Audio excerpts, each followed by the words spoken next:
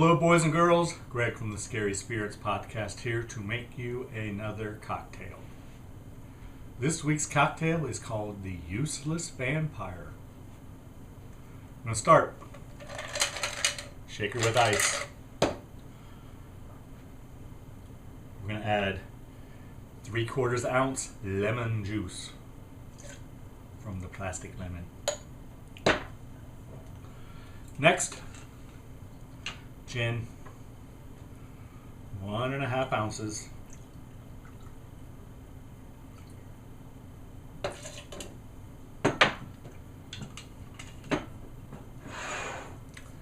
Blood orange syrup,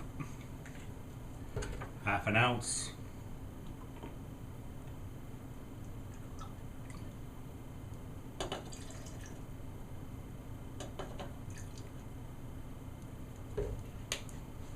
An ounce.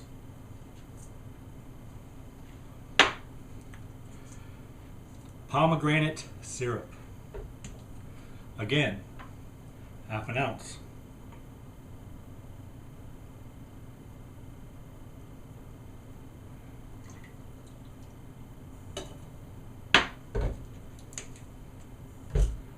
Then we add a dash of bitters.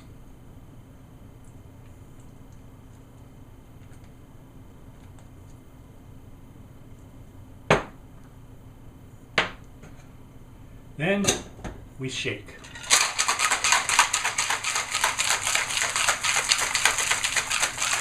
Then we take our chilled Collins glass.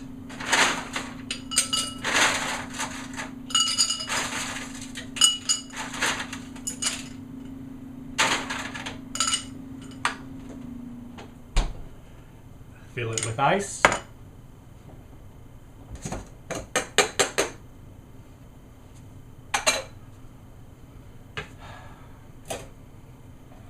Then we strain.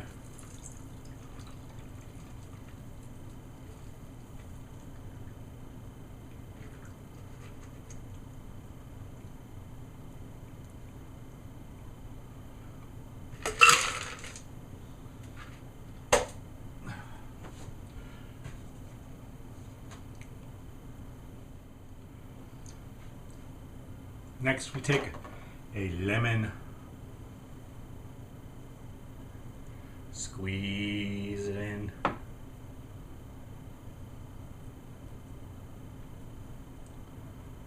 and we twist it,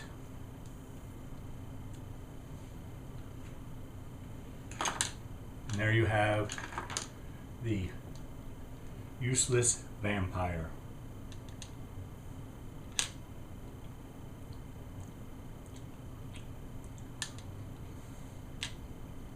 Yeah, pretty good.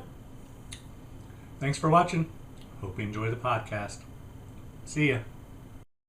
I would imagine that a successful vampire is very practiced in its feeding habits, probably moving across large distances so as not to draw attention to the murderous bloodbath it leaves in its wake. So when hunting in a hamlet, one might expect a vampire not to hang out with the closest neighbors, especially after killing its previous host's young niece. But then again, maybe vampires base hunting decisions purely on where the highest concentration of beautiful young girls hang out, like in this week's episode of the Scary Spirits podcast, The Vampire Lovers. Let's be honest, it's hard to argue with that kind of logic. Cheers! Welcome to the Scary Spirits podcast. Please be advised that the presenters may use adult language and/or discuss adult situations. This podcast is not intended for younger listeners or those that may be easily offended. So, if you're ready, let's go.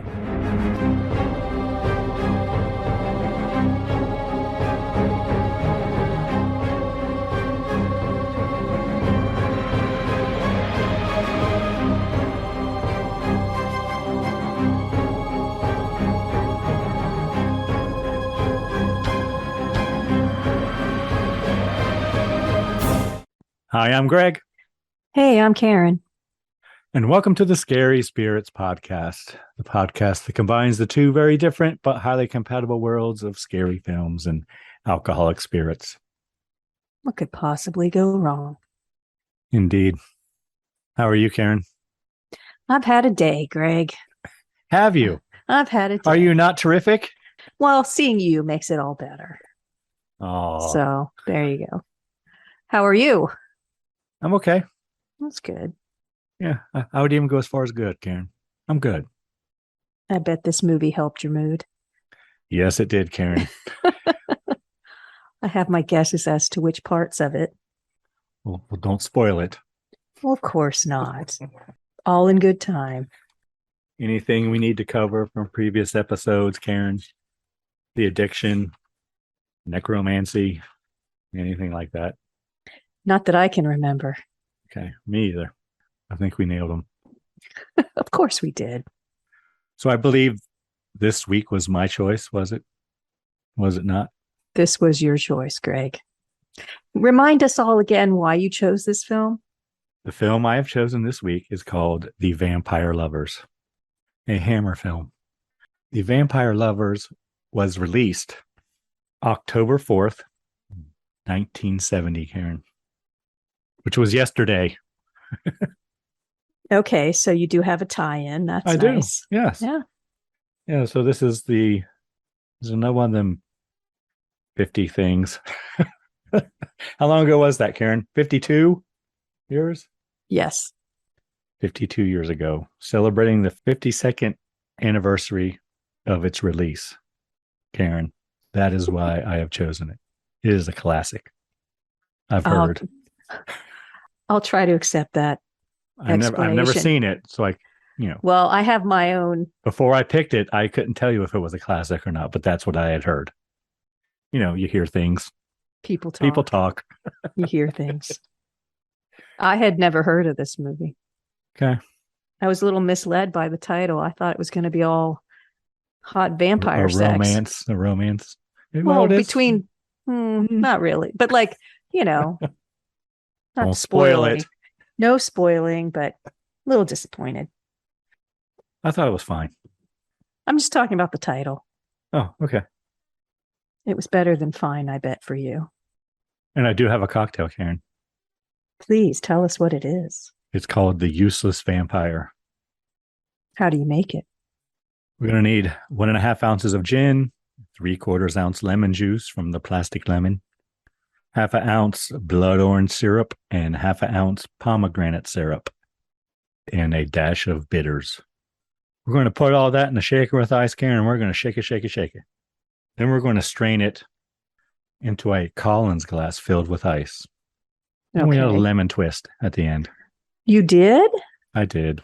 I found it on a YouTube channel, and I watched it before I made it, and she put a lemon twist in it. So I then why didn't you use real lemon juice if you have a lemon twist? I have a lemon. I just peeled the twist. But you could have squeezed it. You don't like squeezing lemons? I guess I could have. I don't know. Sorry. Guess you're used to the plastic lemon juice. I am used to the plastic lemon juice. And then you serve, Karen. She says you can add club soda or something too if it's too much. Oh, I would have done that. Alcohol, but I don't think it's only 1.5 ounces. But she says it's strong. She likes it strong, so that's the way she makes it. I think I would have. The bitters is strong. Maybe I did more than a dash. And I think club soda. I did a couple dashes. Yeah. Club soda would kind of even that out, I think. Yeah, I did a couple dashes. But it's actually tasty. It's good. Mm-hmm. Yeah, I like it. Pretty good. You want to give the listener time to make the drink? Everyone go gather your ingredients. Go out and find your blood orange syrup. Yeah, Good luck. It was tough to find it. I will admit I ordered it on Amazon. All right, hold on.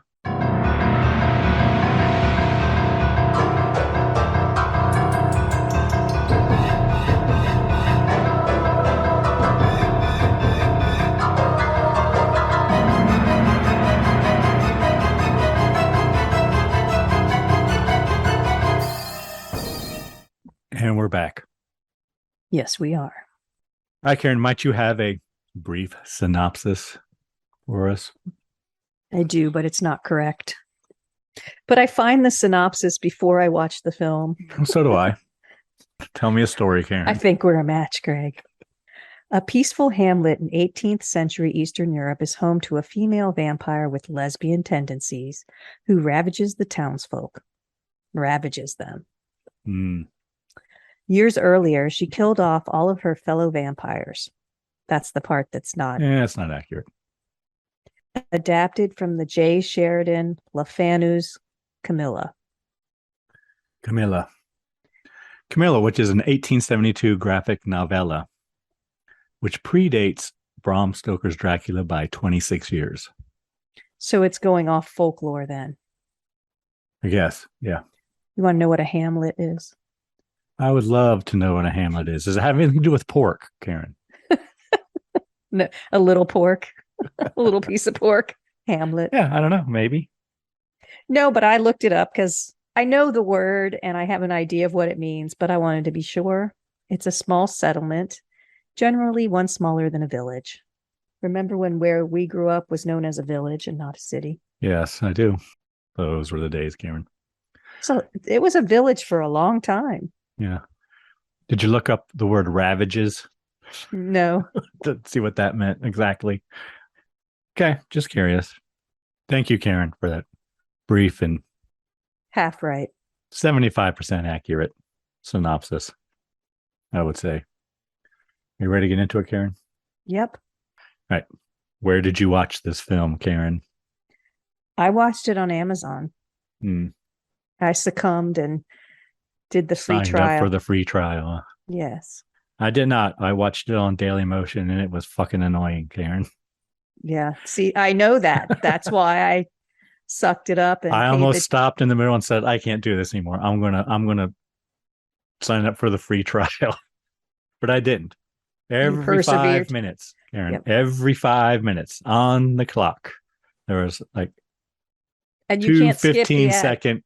No, you can't skip it. Some of them I could skip at the end. They got longer. At the second one. Oh. At the end, sometimes you longer. can skip the second one. And sometimes after you play it for so long, there'll be a little link where you can skip it. But like one of the last ones was over 2 minutes long, Karen. This one ad. You must have been mad. But that one you could skip. I had to listen to 10 or 15 seconds and I could skip.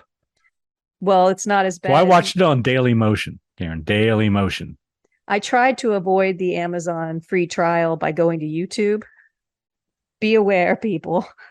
Yes. I spent 40 minutes watching the wrong movie. Yeah, The Kiss of the Vampire. Yes, it's labeled The Vampire Lovers. And about 40 minutes in, I started to think, this doesn't quite seem right because a male vampire appeared. And I knew this was a female vampire. So that was a bit of a bummer. Yeah, I started to watch it.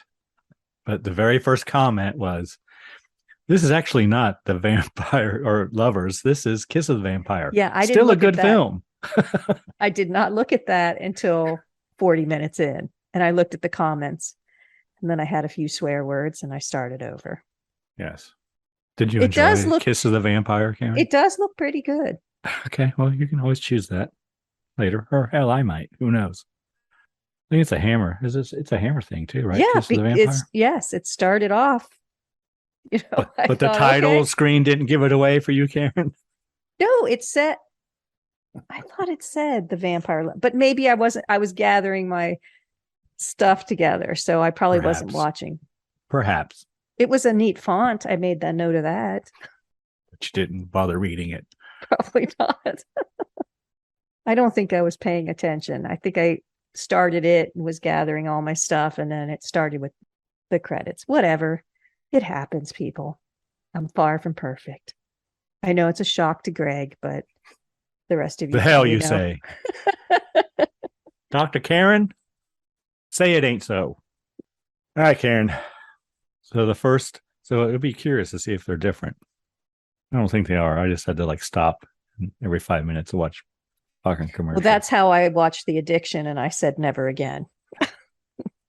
So the first thing we see is there's words on the screen to read. Someone is writing a note, Karen. Yes. Did you make a note of what the word said? Or should I? You can do it because my dictation is bad. It says, this ends my account of the fearsome Karnsteins or Steins. Karnsteins? Yes. Steins. I'm calling them Karnsteins.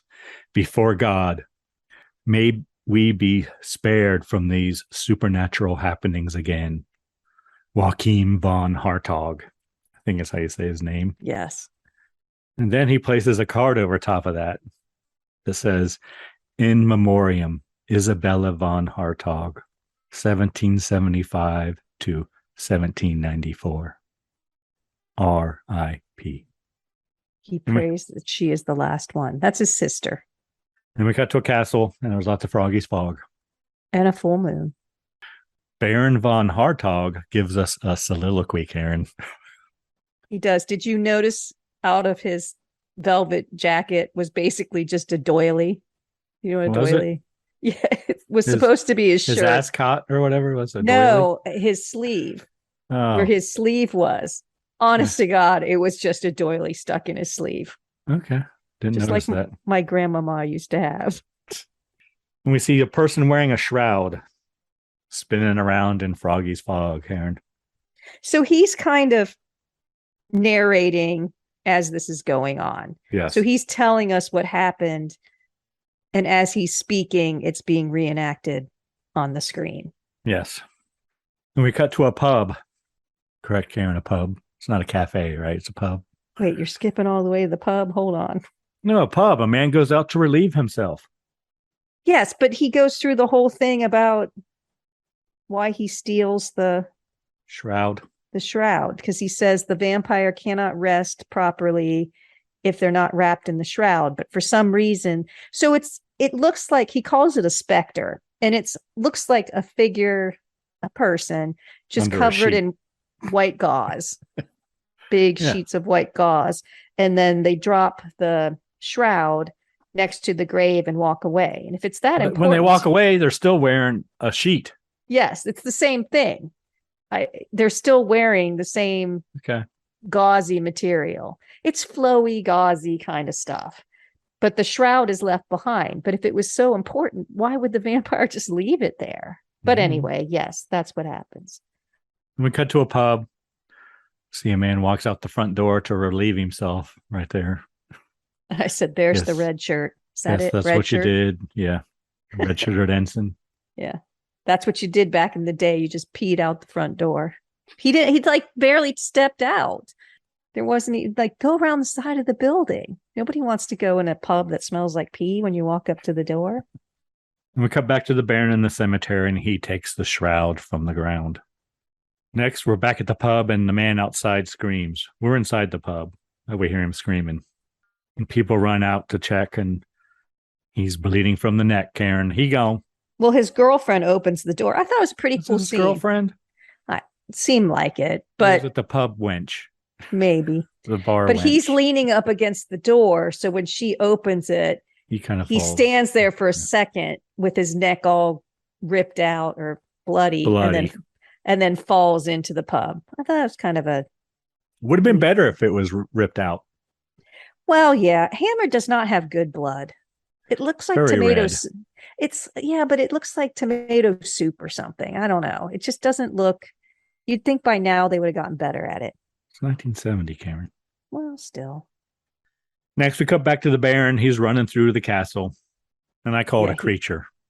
Creature, because he calls it a creature too. So I call it a creature. But he's got the gauze. Shroud. He's the shroud. Yes, the shroud. Creature returns to the graveyard. We see the Baron from inside the castle, and he waves the shroud out a window. Yes, like trying to lure the creature in. I've got your shroud. Come and get it. Creature enters the castle. She does. Don't know it's a she yet. And the Baron waits. He pulls his sword, Karen. Why didn't he just burn the shroud? There's these sconces everywhere that are on fire. If it needs the shroud. But didn't they say the only way to kill him was through decapitation or a stake through the heart? Yes, but burning the shroud ain't going to kill him. He said, but the reason it's coming after the shroud is because it can't rest peacefully without the shroud. Okay, well then it won't rest. It'll still be around. prowling. Yeah, that doesn't make a whole lot of sense. But next we see a woman in a sheer nightgown, Karen. You're right. You can only kill a vampire by a stake through the heart. And if you've listened to this podcast, you know that, or decapitation. Yes. So he's waiting with a sword in hand. Yes, he is. She comes in with one of the first of many flimsy white gowns that we see in this movie. Well, it was, 1794, Karen. It was all the rage. I guess. I don't know. But she walks toward the Baron with her arms out, and she kind of embraces him. And she's a beautiful blonde girl. And he seems a little awestruck. Yeah, well, he's been hypnotized by the vampire eyes. Yes. I think. But when she embraces him, his cross touches her cleavage there, Karen. Her breast, yes. And she doesn't like that. Nope, doesn't like that. So she kind of recoils and shows her fangs and tries to bite him, and he grabs her by the hair and decapitates her. I thought Greg's going to like this movie. We haven't even gotten to the credits. I know. Next, we have credits. So And before two- the credits, we got dead dude bitten on the neck, and we have a decapitation of a beautiful blonde girl. And side boob. A I little don't bit. know if you count that or not. No. But Then yeah, we have so credits. it's a bang and start. And in the credits, it does say it's adapted from Carmilla, the novella. And the credits are displaying, and they're superimposed over a map of Austria, Karen. So apparently that's where we are, because it zooms in after the credits. Did you make a note of where it zoomed in on the town or anything? It's Styria or something. Styria, yeah. Yeah, the Duchy of Styria. What's a duchy? I don't know. You just know that you pass it on the left Yeah, I hand know. side. I know what that one is. I can tell you what that one is. I don't think it's the same thing, Karen. Well, now we have to find out. Do they say a duchy? That's what it says on the map. Oh, well, it's a hamlet, isn't it? No, I bet it's a province or something. The territory of a duke or duchess, a dukedom. Okay. There's happy music playing. Everyone is dancing. And just from the close, I said it's the 1700s. That was correct. Well, Is it 18th century. So 1700s. 1700s, yeah. Yeah, and apparently Peter Cushing's thrown a party, Karen. I just call him Peter Cushing the whole time. So do just I. you know. Well, I call him the general too, but he's all dressed up in his military Yes, outfit. he is a general. He is General Spielsdorf is his character's name, but I just call him Peter Cushing. He's dressed as a general. He's in a nice formal military outfit, right? Yeah, he's getting older in this one. He is. So it's 1970, Karen. And then we meet Laura and Emma. Laura is Peter Cushing's niece. Emma is her friend. Her best friend. And But she has to leave. Emma is Emma's played leaving. by the lovely Madeline Smith, Karen, in case you were wondering. Mhm.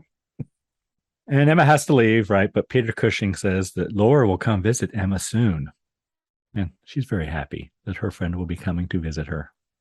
And we meet Emma's father, right? Yeah, right? We meet him here. Yes, he's taking her home. Yeah. I recognized him.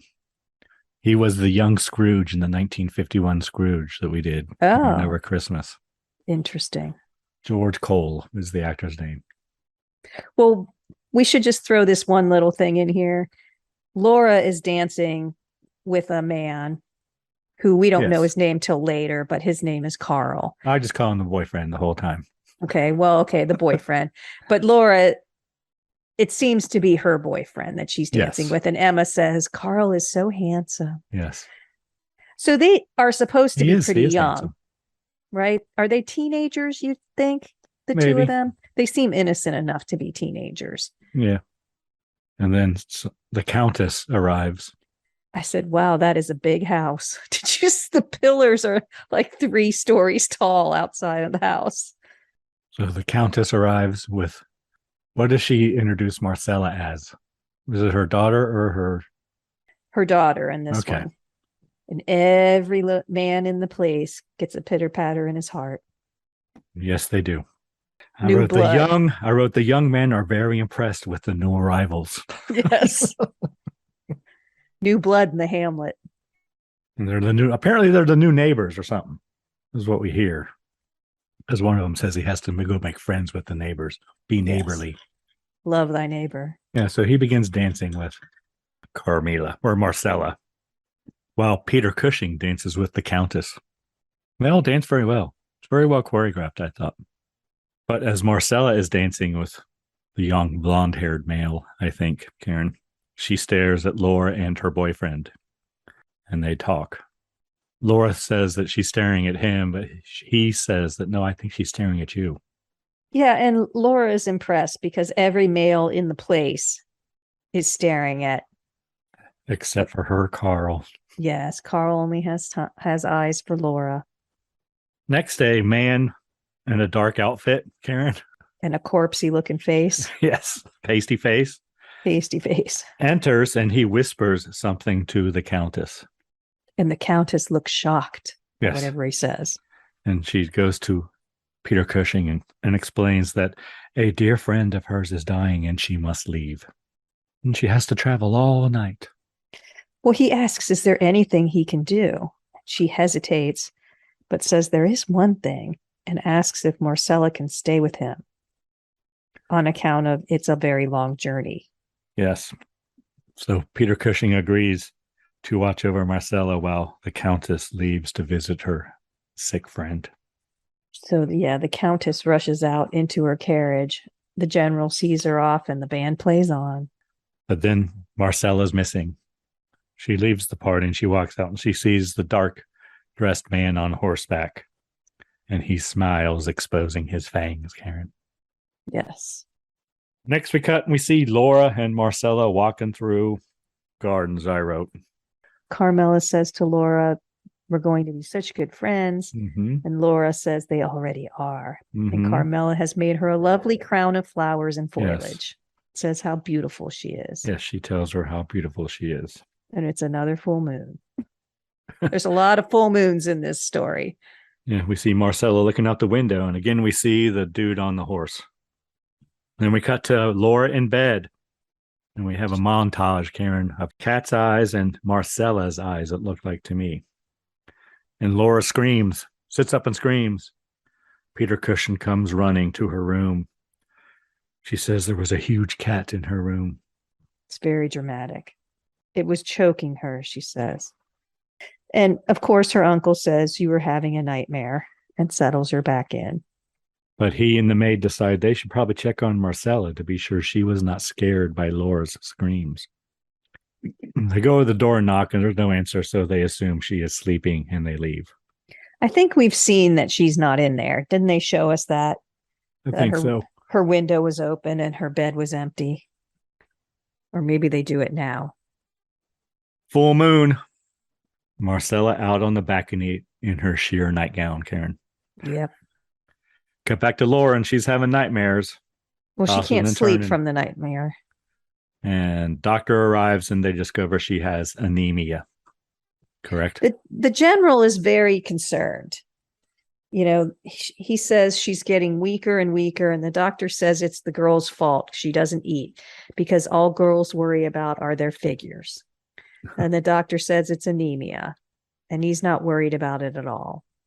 And Peter Cushing seems relieved. Oh, the doctor says she just needs some iron, green stuff, and red meat. Put some blood back in her. Perhaps a drop of port at night. Yes. That will help.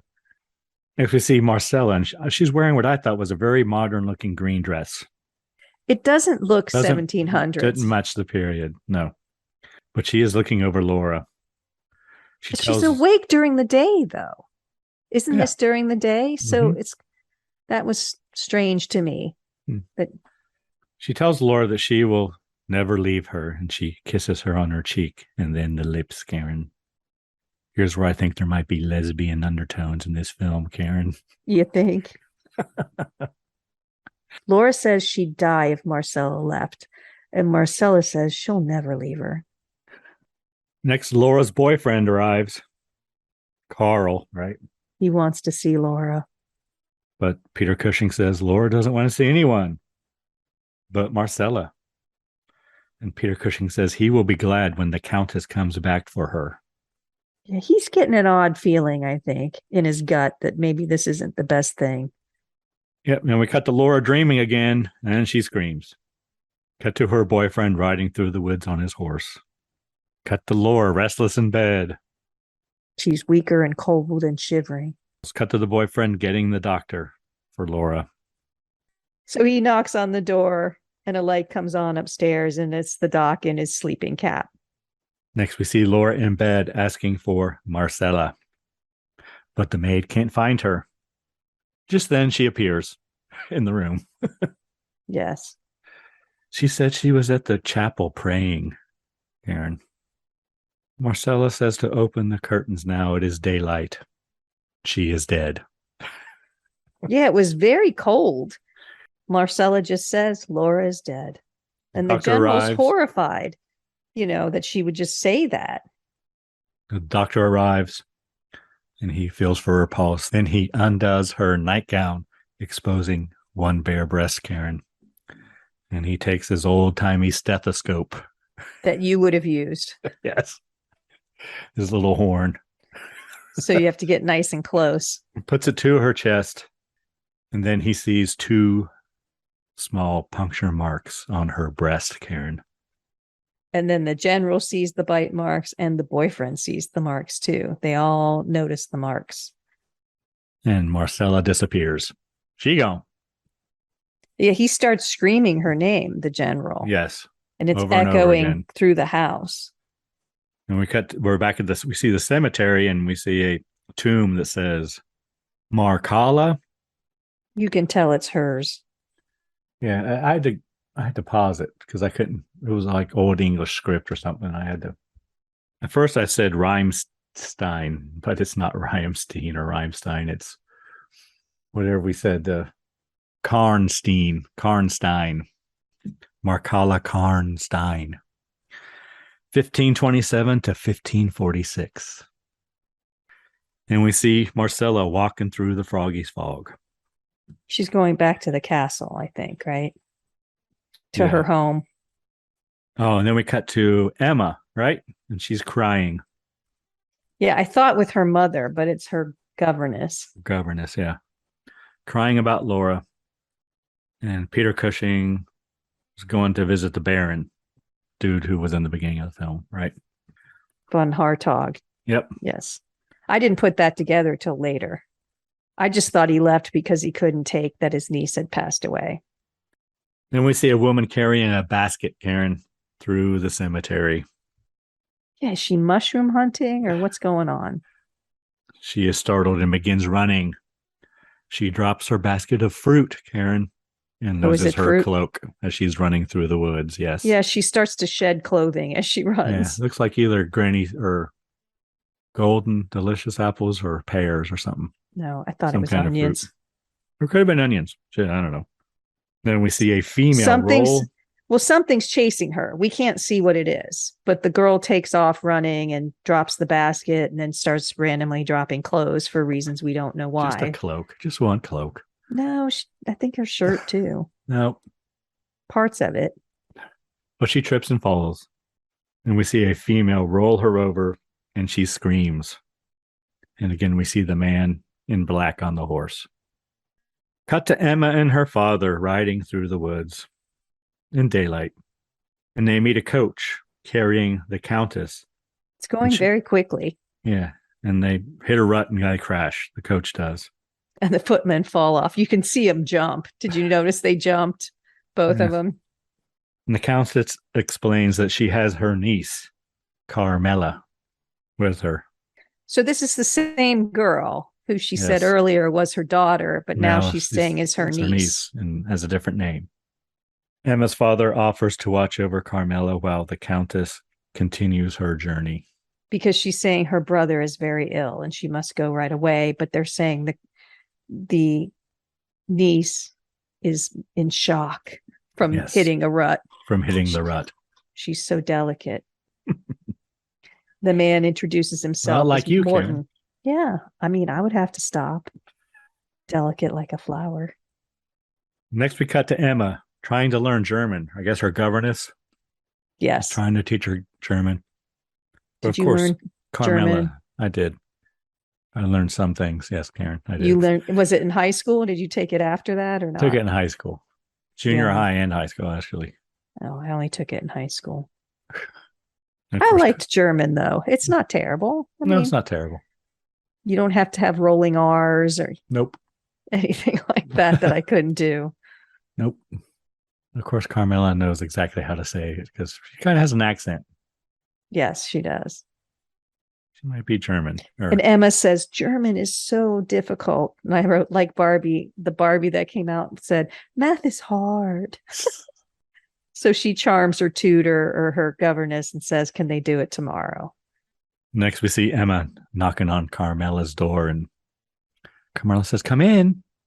And she's in there taking a bath, Karen, Yes, she is. exposing her 2 bare breasts, Karen. Yep. Emma enters and hands her a towel, which she ties around her waist, Karen. Only her bottom half. Yes. Why bother covering up? And Emma comments on Carmilla's dresses, and she tells her to try them on. And then she convinces Emma to take off her undergarments Yeah, you before have to, she tries them on. have Just to take try it everything once. So she does. And then we see 2 more bare breasts, Karen. Then Carmilla chases Emma around the room topless. Yes, and then we have the male fantasy of what 2 girls must do if they're in the If bedroom. only they were having a pillow fight. right. If they're in a room trying on dresses, then they must race around the room after each other bare-breasted, because that's what all girls do in that situation. Next But is yes. dinner time. And her dad says she looks lovely, but again, they don't. Yeah, look she comes like- down wearing one of Carmilla's dresses, right? Yes. A blue dress. And her father does says she looks lovely. And I said, they look like pajamas to me. They don't look 1700s. Okay. They True. kind of look 70s pajamas Yeah. and Dora outfits. Yeah, and Dora. Yes. And then at dinner, Carmilla drinks red wine. I said, now they're having bologna for dinner. It just looked like slices of bologna on a tray they were being served. Didn't notice.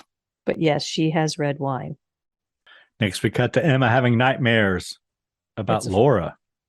It's a full moon again, and the vampire dude's outside watching the house. Yeah, there's Is that how we're supposed to know time is?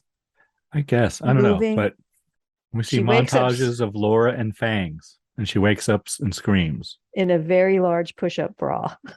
I mean, there was some support in those pajamas. Her governess enters. Emma explains that she was attacked by a big cat. Governess convinces Emma that she just saw the household cat's shadow cast on a wall that made him look large. Gustav is their cat. Yes. So what's a governess? It's like a nanny and a teacher. Okay. You know, they watch the children. Tutor. And, yeah, but a live-in tutor. Okay.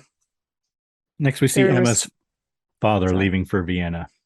And he asks the governess to get a doctor to see Emma before he leaves because perhaps a tonic will do her good. Calm her nerves. I need one of those tonics. Carmilla says she will watch over Emma as if she were her own sister. I just have to say, and it was bothering me through the whole thing. Carmilla looks about 30 years old. And she's supposed to be, they keep referring to her as this very young woman, like a teenager. She's with these 2 girls who they look about 19, and they're acting like Carmilla is this very, very young girl. And she doesn't look that, I mean, she's young, but she's not a girl. I would Well, say she's if- about 30 years old. She does look about almost 30, about 30. But if we're judging from her tomb, she's Well, 19. Okay, but she's not. She I died mean, when she was 19. it's distracting to me that she looks so much older than these other girls. Like having her run around in the bedroom. Did you recognize her from anything? No. She was in The Wicker Man. Oh. You know, remember the girl who we thought was like the virgin they were going to sacrifice? You know what I mean? They all put swords around her, like they're going to cut off her head. That was her, Ingrid Pitt. She's very beautiful. It's not that she's not beautiful. She is. And she's got a banging bod, no question. We see it often. And Does she, Karen? She's beautiful, but she looks about 30 years old. She does not look like a young teenager. And the whole time it bothered me that we were supposed to think that she was a teenager because she doesn't look it. Anyway, not that that's a big deal. Didn't bother me at all, Karen. It distracted me. So next we see Emma's father on the road to Vienna, and he meets Carl, right? Laura's boyfriend, on the way. And he asks him to visit Emma while he is away. And he tells him that she has a young woman visiting her. Yes, a young friend. Two young girls to visit. Which, that's what I mean. She's not a young girl. She's a beautiful woman, but she's not a young girl. Yes. Anyway, Carl says he'll try. He's very busy. And we see Emma talking to her governess. They're sitting out in the garden, I think. Yeah, the governess again convinces Emma. They talk about her dreams again. And again, she convinces her that it's all just due to her active imagination. Yes. Overactive mind. Then we see Carmilla reading a book to Emma. It's a romance novel. Yeah.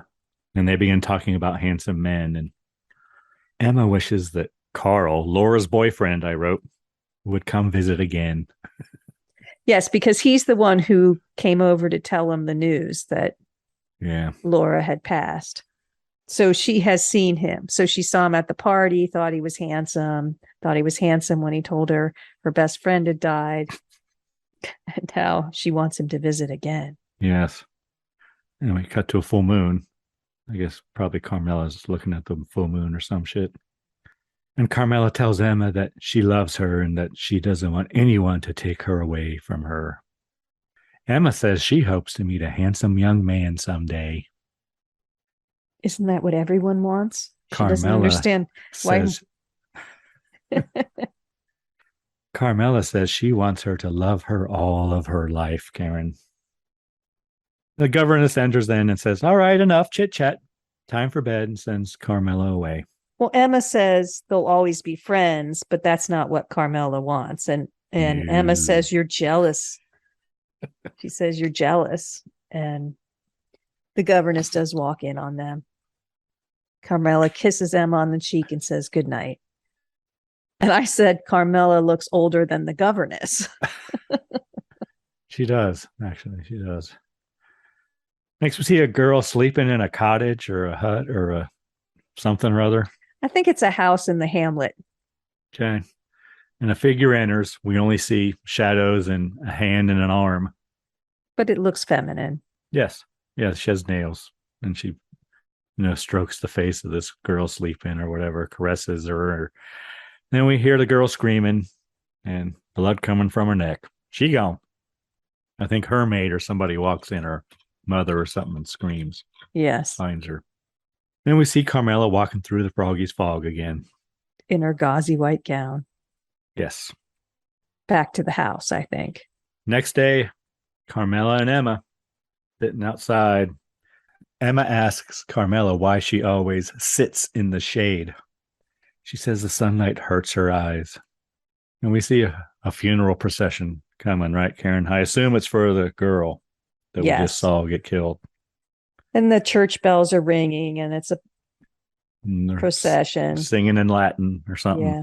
Well, the priest is reading in Probably Latin. Religious things. The horse is dragging the coffin. Carmilla and gets there's mourners upset. Behind.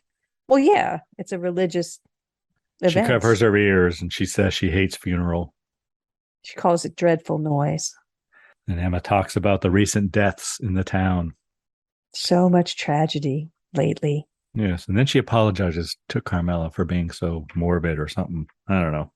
Well, Carmilla begs Emma to hold her tight. Yes. And there's eyelashes for days. Yes.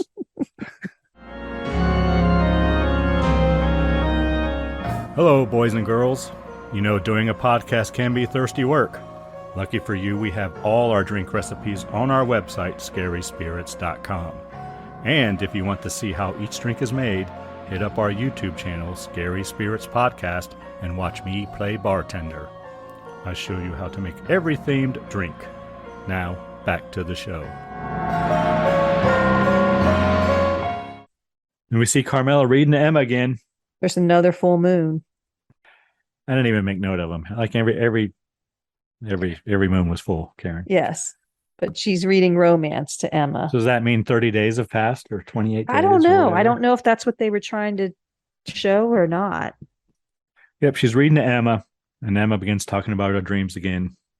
How she cannot sleep at night and is tired during the day. She says she feels wretched and tired during the day. I like that word. I feel wretched. Today. And Emma talks about the cat. She says that the cat turns into Carmilla in her dreams. And then Carmilla embraces and kisses Emma, and she feels better, Karen. In her dream, yes. But she does feel as though the blood is being drained from her, and then she wakes and screams. She says, but when you're holding me, she feels a sharp pain and feels the life running out of her. And then she wakes up and screams. Hearing this, Carmilla kisses Emma. Of course. And pulls down her nightgown, Karen, exposing her bare breasts again. So is she hypnotized or is Emma into this? I don't know. She looked kind of into it, but I don't know. Because she begins kissing her on the neck and breasts, right? Carmilla is. Yes. And then we see the man. The vampire on the man. Horse. Yeah, Emma seems to be digging it. I gotta say. Yeah, but doesn't mean she's not hypnotized, but right. So the man's outside. I don't really get his role. Is he controlling Carmilla or just watching over her or what? It's weird. Don't know. But the governess hears Emma scream and she runs in her flimsy white nightgown into the room to see what's going on. Yeah. And then Emma shows her the puncture marks on her breast. In her flimsy white outfit. Yeah. And she says it was the cat.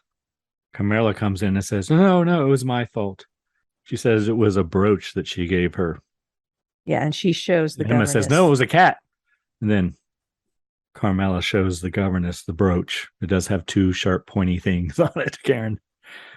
And she puts the brooch right there in the governess's cleavage, right? Yes. Right between her two lovely breasts. And we don't see them. I assume they're lovely, though. They look, what we can see looks lovely. So next, Carmilla and the governess leave Emma's room.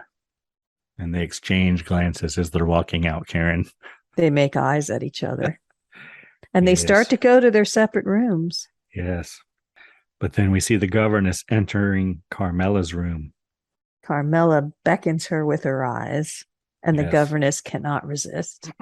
Yes. She's enchanted. Governess enters and Carmilla tells her to turn down the lamp. And Carmilla begins to disrobe, Karen. Yes, she does. In the shadows of the moonlight. So you see the outline. Yes. But you don't really see. But you see that she's nude. Yes. And the governess walks towards her. Cut. Again, we don't know. I assume she's hypnotized. Don't know.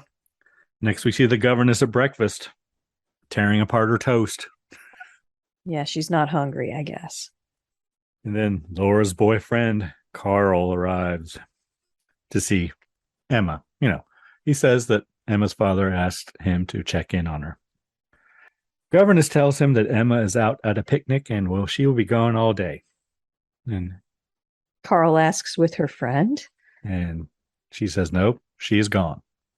He tells him to call again next week and puts her hand out. Yes. Good day, sir. Goodbye. I said good day. Kiss my hand. I said good day. Yes. Kiss my hand and don't let the door hit you on the way out. That's how I'm going to say goodbye to you next time. Just going to hold my hand out. We're done here. Next, we see the maid coming to give Emma her breakfast. Yeah, a young maid. Yes, and she finds Emma very ill, and she tells the butler. Well, Marcella also watched the governess turn away Carl and was very pleased by that. And the governess is wearing a very high-necked shirt now, whereas before she was all boobalicious. And now she's wearing a high-necked top, like perhaps she has bites somewhere she doesn't want people to see. The young maid tells the butler that Emma's in bad shape and needs the doctor. So he goes to tell the governess, and the governess tells him that she will send for the doctor when she feels it is necessary. Good day, Good day, sir. She didn't hold her hand out, but she emphasized her authority. And we see Carmilla standing behind the butler while this is going on. Right? Again, pleased with the behavior. Next, we see the butler at a pub. He's a little drunk. And he tells the man at the pub about Emma being sick, and he offhandedly calls the governess a vampire, just as a joke. He's bitching about the governess. Yeah. Being bitchy. Yeah. Instead of saying that she's a bitch, he said she's a vampire. Basically. Yeah. Then everything goes quiet in the pub. You don't talk that talk around the pub in the Hamlet. Then the man tells him all about the recent deaths in the Hamlet, and they blame vampires. So the butler immediately leaves the pub and goes next door and knocks on the doctor's door. Right. Cut to Emma in bed. She's a little woozy. Yep. And pale-faced. Carmilla enters. Emma tells her that she is dying. She asks if she will live until her father comes home. Carmilla says, perhaps. Yeah, I don't know why she's killing her, unless she's making her into a vampire, I guess. I don't know. But are all these people she's killing in the woods and stuff becoming vampires? I think they're dead. I think she's killing them. Okay. Then the doctor arrives. He says that Emma's father asked him to look in on her. Doctor looks at Emma and says she is so they death. lie to the governess. Yes. The doctor comes in and says, oh, I got a message from her father to come and look in on her. And the governess knows it was the butler. She thinks. She says, was this you? Yeah. And the butler brings in garlic flowers. The governess wants them removed at once. The doctor says it's his patient and he decides they should stay. Yes, but the governess has an aversion to the flowers. Then the doctor looks through Emma's jewelry box and finds a cross and places it around her neck. And he tells the butler to go get more flowers. So the flowers are garlic flowers. And I looked it up because that's not what I expected garlic flowers to look like, but they're wild garlic. You want to know what wild garlic is? Absolutely, Karen. It's a wild relative of the onion plant. That's why I was thinking maybe that woman was collecting onions in the forest, but I don't know. It is native to Europe, and in England, it's known by the common name ramsons. And in Germany and Austria, it's called Barlach, literally meaning bear leek. Apparently, the name originates from the brown bear's fondness for digging up and eating the bulbs in the spring. It has a delicious, fresh, garlicky flavor and is one of the most popular free foods to forage in spring. Excellent. And the doctor tells the butler to see that Emma is looked over all night by one of the maids. He tells the butler to keep the governess away from her. Yes, they are think suspicious the governess is of the governess. Yes, because she's the one backing away from the flowers and everything. And the poor maid stuck in the middle.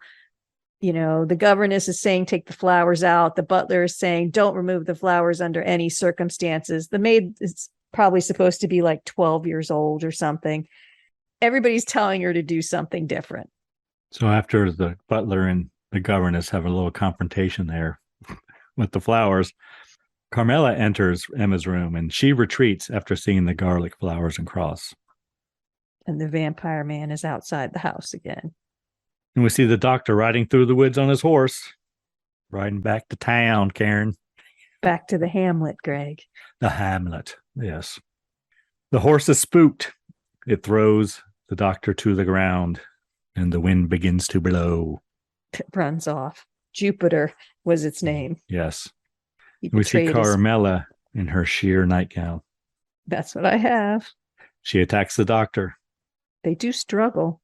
and he draws a cross in the dirt as he is being bitten. But that doesn't do him any good. He gone. I think he was like leaving a note, like No. for whoever found him, you know? And we see the dark man on horseback again. Emma's father arrives at home. The man from the pub tells Emma's father about the Karnsteins. He tells him that if he does not believe him, to ask the general, Peter Cushing. And then they say something about, see it. Wasn't the Okay. doctor supposed to be here? Yes, he was Yes. supposed to be here. And They brought him in. Okay. the butler Sorry. Yes. volunteers to go get him. Emma's father says, "Oh, no, I will go." Then Carmilla tries to get the maid to remove the flowers from Emma's room, so that she can enter. She says the butler told her not to remove them no matter what. Next, we see Emma's father out on the road riding to get the doctor. He runs into Peter Cushing in his carriage. And the Baron is with him. And they have the doctor, but he gone. And Carl's there. I think Carl is working alongside the road. He seems like he's a laborer. He's like baling hay or some shit. Yeah, he's in charge of the general's barns, is what they say. So probably the horses. And next we see the governess, and she's tossing and turning. I assume she's having nightmares. The butler peeks at her through the keyhole, Karen. He's a peeper. Because he thinks she's a vampire. So that's why he's peeping. And he even warns Marcella later. But see Peter Cushing and the Baron in the carriage. And I guess Emma's father, and they're talking about the vampires. The Baron's telling them all the story about the Karnsteins, Karen, or Steins, Karnsteins. Yeah, and we get a couple flashbacks. And he wants to kill them all once and for all, and they are headed to Karnstein Castle. The next they arrive at Karnstein Castle, and the Baron tells them the story. He tells him how the cross saved his life. Well, yes, he was paralyzed. He couldn't move. But he prayed to God, and God gave him strength. And he decapitated the beautiful young blonde. Yes. And we cut to Carmilla. She's trying to get the butler to have the flowers removed still from Emma's room. He explains it was doctor's orders. The butler tells Carmilla that it's best that she stays away from Emma's room and the governess. Yes. So butler doesn't know that Carmilla's anything other than a friend. He says the governess is a wicked woman. And then she hugs the butler. Marcella does. Yes, or Carmilla. What are we calling? Sorry. She's Carmilla now. Okay. And she hugs the butler and seduces him, Karen. I Basically, believe. Yes. And he likes it. They start kissing passionately. I said, she's going to get those flowers taken out of that room one way or another. And we cut back to the castle. Baron talks about how he dug up all the bodies of the Karnstein family and drove a wooden stake through all their hearts.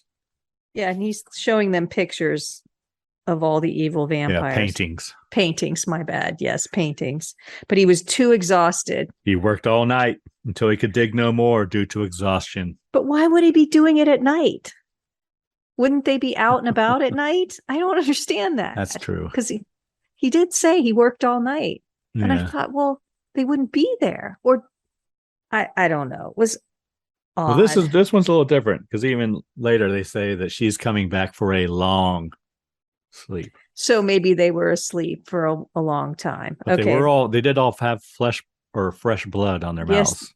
They did. And they bled when he staked them in the flashbacks. And he says there was one grave he could not find. And he shows them the painting of Mercala or whatever she was at the time. And Peter Cushing recognizes her as Marcella, and Emma's father recognizes her as Camilla. He says, that girl is a guest in my house. Right now. Yes. And he sends Carl, Laura's boyfriend, to go save Emma. And the man in black on horseback laughs, Karen. Yeah, didn't get that either. So the butler enters Emma's room and tells the maid to remove the cross from Emma's neck and put it back in the case. It says it is leaving a mark on her neck. Yes. Which the maid says, no, it's not, but he bullies her into doing it. So the butler's being all hypnotized. He's enthralled. He's a minion now. We see the man looking for a grave. Cut to the butler, telling the maid to take the garlic out of Emma's room. And we see the butler and Carmilla, and they're kissy facing Karen. They're making out on the bed. And Carmilla bites the butler. He go. Yep, doesn't take long. Nope. Next, we see Carl, Laura's boyfriend, rushing toward the castle. Towards Emma's house. Yeah, right? Towards Emma, yeah. Then we see the man back at the castle, and they find the grave of Markala Karnstein. Carmilla. They say there's no shroud. There's no shroud. Were they looking for one? I think so. And we see Carmilla enter Emma's room. She tells Emma that she can get up now. She says she's going to take her with her. Looks like she really wants to be with Emma. The men find the grave, or the tomb, Karen, and it's empty. They look for the shroud, like you said. They're just moving these concrete or rock things very easily that have been sitting there for centuries, and they just push the top off. Oh, it's empty. Carmilla tells Emma that she is taking her home and that she can rest there. It's not far, she says.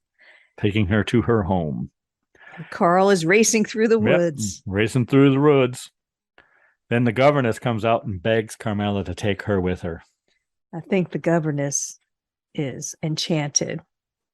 Carmilla leaves Emma at the bottom of the stairs, and she goes upstairs to the governess and bites her on the neck. She takes care of the governess right then and there. Emma screams. No followers. So next, Carl, the boyfriend, arrives, and he pulls his sword on Carmilla. She knocks it out of his hand and tries to bite him, while Emma prays in the corner, Karen. Yes, she does. The boyfriend pulls a dagger and displays it to Carmilla as a cross. And then he says some Latin, Karen. Yeah, I didn't catch what it was. Something about Satana. Yeah. Santana, Karen. You know, Santana, Carlos Santana. Yeah, there. He throws the dagger at Carmilla, but she disappears. Yeah, she just dematerializes. Yeah. Like she got beamed up or something. And the boyfriend, Carl, carries Emma upstairs. Carl's about to take care of Emma. We see Carmilla returning to the graveyard. The men wait for her. They found the coffin, right? They found her tomb, but it was empty. That was before, yeah. Yeah. So then they find her coffin inside the castle. Yes. And she enters it. And they find castle. the ruby. They find the ruby necklace on the floor. Oh, and then okay. they find the coffin, right? Gotcha. Yeah, Emma's father finds the ruby pendant on the ground in the castle. And we cut back to boyfriend Carl tucking Emma in. Then the men take Carmilla's coffin to the chapel. Which it can't be that heavy. There's just two of them carrying it. She's in there, right? But that would be awfully heavy. If it's a stone or whatever, I don't know. And we cut back to Emma in bed. Cut back to the chapel, and the men open the casket. Emma in bed, and she opens her eyes. We keep cutting back and forth. Mm-hmm. Then Peter Cushing says he will do it. Just as he should, because he's Peter Cushing, Karen. Yeah, you think it's in his contract. If there's a vampire in a movie, I'm killing it. Yeah. Then Emma's father kneels and prays at the altar in the chapel. And they're taking their sweet time. I mean, she's asleep. Well, I guess, but. And we cut back to Emma, and she screams, "Dear God, no." And Peter Cushing rams the wooden stake through Carmilla's heart, and Emma screams. Emma and the boyfriend embrace, Karen. And Carmilla dies, even though she still keeps blinking. Yeah, she closes her eyes. Peter Cushing lifts Carmilla from the coffin, grabs her by the head, and this is where she kind of blinks a little bit. Yeah. When he's holding her hair. Grabs her by the hair, and he decapitates her. And here I wrote, it's not a bad likeness, the dummy head. Not when he does it, but after he's holding it, after he does it. Yeah, it's not pretty terrible. Good. Yeah. It's a pretty good likeness. The decapitation was kind of bad, but when he's holding her head, it's pretty good. Then Emma and the boyfriend embrace. I wrote again. Carl is comforting Emma. Yes. What a good guy. The men carry the coffin to the cemetery. The man in black watches. They place the coffin back into the crypt, Karen. And then? The painting of Mircalla turns to a skull with vampire teeth. Dun, dun, dun. Kind of like Dorian Gray painting. Pictures of Dorian Gray, right? Yep. The end. I still don't know what the guy vampire is. What's his role? I don't Credits. get it. Do you have questions, Karen? I always have questions. I have questions too. What was his role? Well, what Obviously, what was the Countess's role that keeps introducing? Well, she could be like the Renfield. She's getting places for her vampire master to stay. But I'm going to question the plan of staying at two houses next to each other and killing people. Seems like you'd kill a couple and move out of the hamlet. Well, they weren't in the hamlet. I mean, these were, But they were right next door to each other. But yeah, right next door isn't like right next door is right now. No, but they were social. And so somebody's going to notice. Like next door could have been, you and I could have been next door. Like Columbus and Cincinnati we could have lived next door to each other in our castles. I guess, but still they had. Then Cincinnati would be the hamlet. People close to you, like Carl. Carl would have seen Carmilla or Marcella or whatever. You'd think other people would have seen her too. She was at the ball, for God's sakes. Yeah, but she doesn't show herself to anyone or Carl after that. And there is a part they talk about Peter Cushing. They call him the general. Emma or someone asks Carmilla if she knows the general, and she like kind of goes, No, I do not. No, but she clearly does. Well, and everybody at the party was staring at her.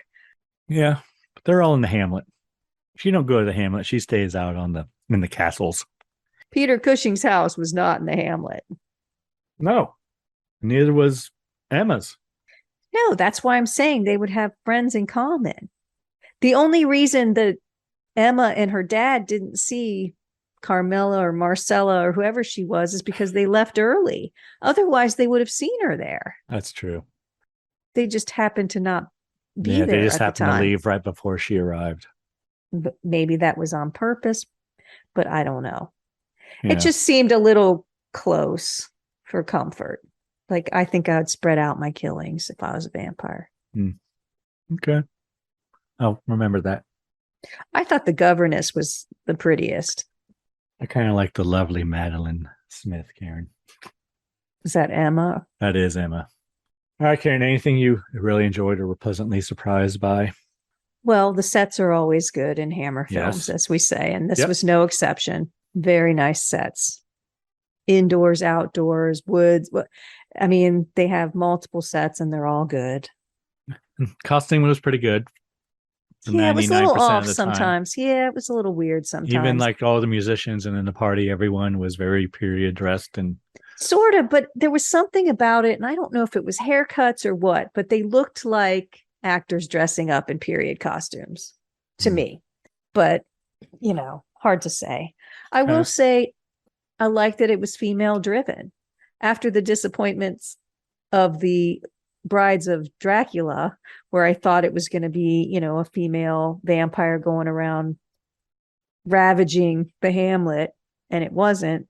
This definitely was, except for the dude on the horse, which we didn't even really need. I don't understand why he was even in it, but don't know either. He didn't need to be, but I liked that about it. But he may have been in the original text or something. Yes, he could have been. All the main characters basically were female. Yep. So I kind of dug that part of it. What about you? What did you like? Well, again, just like all Hammer films, I agree with you, Karen. Sets, costumes, all good. I thought everyone acted pretty well, too. Oh, I wasn't impressed with the acting. You weren't? No. Carmilla or Marcella, she was kind of, yeah. But the others I thought were good. I thought they all seemed to overact a little bit to me. But I will say it was probably a very progressive film back in the 1970s, which is, I thought was pretty cool. Yeah, to take on, They sent the script to the censor. And the censor warned them about the, lesbianism and things, and even told them that, hey, we had to cut 5 minutes out of a film just recently because of this stuff. And the Hammer people told them, well, we didn't add this. This is the original text. Right. Oh. So they let it So that fly. must have been really groundbreaking back in the day. So they let it fly. Yeah. Well, the original text is told from the point of view of a young girl being stalked by a female vampire. Oh. I didn't think it was done in a poor way or a judgmental way, or it was a little campy, but it wasn't the subject matter that was campy necessarily. It was just a 70s film, so they're almost always campy just because they're in the 70s. I thought they respected the material, let's say that. I agree. Which I like. Apparently the Man in Black is also a Karstein. Oh, well, that makes sense, and that's what I thought, but that may be from the original text or something, but I don't know why he needed to be there. I don't either. All right, what did you hate? I didn't hate it. It just, the chasing around the room, you could tell it was made by men, even though it was a lesbian kind of love story. It was definitely made by men and what men envision lesbianism to be. I liked that they tackled the subject matter, but women don't have pillow fights in the nude. That's just not what happens at slumber parties. Sorry. Yeah. So that part was a little weird. I thought that, like I said, the acting was a little over the top for me. And I just could not get past that she looked old. And she's supposed to be a vampire.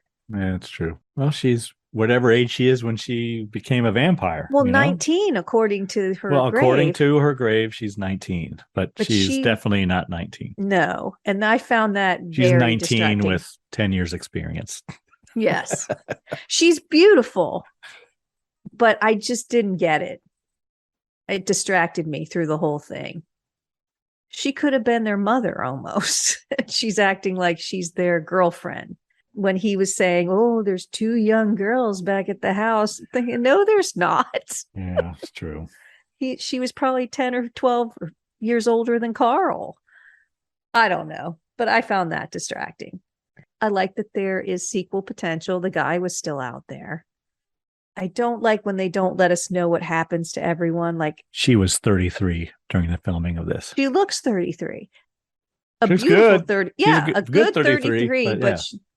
But is Emma going to turn into a vampire, or is she not? Because Carmilla. I think this is. Yeah, you know how they all have their own kind of lore, But the governess was bitten, and she was turning into a vampire because she didn't like the flowers.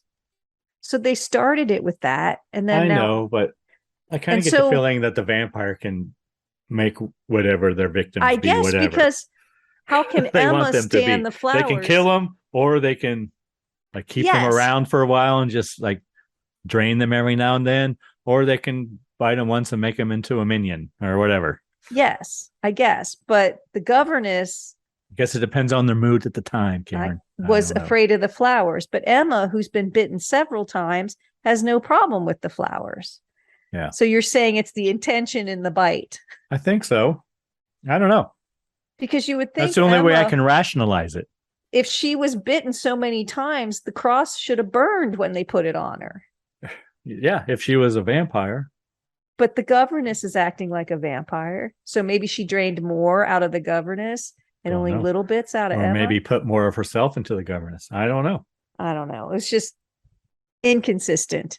But I liked the backstory and how did you mention sequel potential, Karen? Yes, I did. I do like that. This is part 1 of a trilogy. Okay. The Karnstein trilogy, they call it. Well, it was obvious that because he was laughing in the woods. So yeah, it's like, you can't get us all. They all have sibs. They're not onlys. Yes. Anything else you didn't like? Is there anything you didn't like? You didn't mention the boobs. Is that something you liked, Craig? Oh yeah, they're fine. We had 5. Nice. We had 5 breasts in that 5. We saw a couple of them multiple times, which there was some always front nice. some frontal nudity also. There was lots of those sheer things you could see through and see some frontal stuff too. Yes. And there was some rear nudity too when she gets out of the tub, and see her bare ass too. Yeah. And lots of backlighting through gauzy white dresses. Very 70s. Yeah. So I had questions about the Countess and the Man in Black. I don't know. Well, she's, I think, just ushering her And vampire. I did not like the commercials every 5 minutes, Karen. Those are my complaints. I agree. That's a bad way to watch it. What did you think of the cocktail, Karen? Cocktail's good. It was pretty good. I think I like gin. You think you do? Yeah. Well, my mom, as you know, drank gin and tonic. So when I smell gin, it makes me think of her and her drink, It's pretty good. Yeah, I just wouldn't put the bitters in it. Yeah, admittedly, I could not find the blood orange syrup, so I had to improvise. But I think I get the gist of it. But it comes out red. So mine was kind of pink. Mine was pink too, but as it sits a little more, it's getting more red. I get why it's a vampire drink. All right, Karen, what kind of cocktail rating you want to give this film? I'd give it a 4. I was thinking 3. Were you? Yeah. I don't know. It's not very good. Not bad. It's pretty bad. You're going to put it, we put a lot of pretty good movies as 3s, didn't we? Yeah, maybe. Well, it's your movie. You can put it as a 3. That's fine. Let's see. We gave Brides of Dracula a 3. You think it's as good as Brides of Dracula? Or worse? I'll just hold my tongue. You think it's a chud? We gave chud a 4. Guess it's not a chud. If we did halves, I'd give it a 3.5. Is it better than the Wasp Woman? I liked the Wasp Woman. We gave it a 4. To me, it's the same, but you could give it a 3. I won't argue with you. Yeah, I think vehemently. It's a 3. Well, all our listener out there, if you watch it, let me know if it's a 3 or a 4. I'm saying 4. Karen at scaryspirits.com. Or Greg at scaryspirits.com. Yeah. Just let us know. I'm sticking with 4, but officially we'll give it a 3. And, just remember the more cocktails, the worse it is. Yes. So, like we gave The Omen a 1. I didn't hate it, but I didn't really like it. I'll be honest. Okay. It's like, more because I didn't like the acting is what I didn't like. I didn't hate the story. I didn't hate the storyline. I thought that was very interesting. I didn't hate the characters, although. So you think the female actors were bad? Or you think all of the actors were bad? No, I think Peter Cushing was not bad. I think the female actors were not as good as they could have been. Okay. And being female driven, I thought the girl acted too over the top. Yes, over the top innocent. I guess what it boiled down to is I didn't like Carmilla. Yeah, she wasn't very good. And that kind of ruined it for me. I agree with that. I think the governess was great. She tried, bless her heart. Yeah. I mean, the governess, when she begs to go with her, you can feel her pain that she really was. Yeah. I believed her that, but I just didn't like the main character. So yeah, that's true. She was the worst, I would say, of the bunch as far as acting goes, but it was enjoyable. I'm sure it was. I wasn't bored. It made me feel things, Karen. Thanks for doing that right when I took a drink. Well, then you know what's good about it? It probably made everyone feel things. Yeah, probably. No matter what your preference is. There was something for everyone. I'm just surprised that Peter Cushing was in it. I think it was beneath him. Really? Yeah. I don't think it was that bad. But still, as I've said many times before, he's a very calming presence when he's on the screen with his niece and everything. He has an air about him that I would like to have him more in it. Like there's a whole Yes. middle section when he's not in it at all. He's Where off he's off to find the find the Baron. Baron. Yeah. So I've been more interested to see what he's up to. Yes. Flash over to him once in a while, seeing how he's tracking him down or something. I agree. Anything we learned today, Karen? We learned about what a Hamlet was And a duchy. and a duchy, and that we both took German in high school, Yeah. and where wild garlic grows, and that brown bears like to eat it. We learned about the novella. Novella. Yeah. The source material. Yes. I'm always fascinated when I find these vampire stories that like predate Bram Stoker's by like, decades. That just fascinates me. Well, I think it's lore, right? It's passed down traditions and lore. He just took it. I don't think he came up with anything. He just kind of put it all together. Because what he writes about, who his inspiration was, existed long before he wrote the novel, Vlad the Impaler, right? Yeah. All right, Karen. Next week's choice is yours. It is. What are we doing? Well, we've entered October. Yes, we have. And I'm thinking Halloween candy. Okay. And what's one of our favorite Halloween candies, Greg? Candy corn. Everybody else hates, but we like. Candy corn. I still have Candy one pack corn. left. Oh, God, mine's long gone. In fact, I just got another one and I've been nibbling at it. So we are going to watch Children of the Corn. Aren't there several of those or something? There are. Which one are we watching? Children The of the original. Corn. The original one. Yeah, 84. That's a Stephen King, right? Yeah. Yeah, 1984 horror/thriller. So we're going to watch the original 1984 Stephen King Children of the Corn. Have you seen it before? No, I haven't. I haven't either.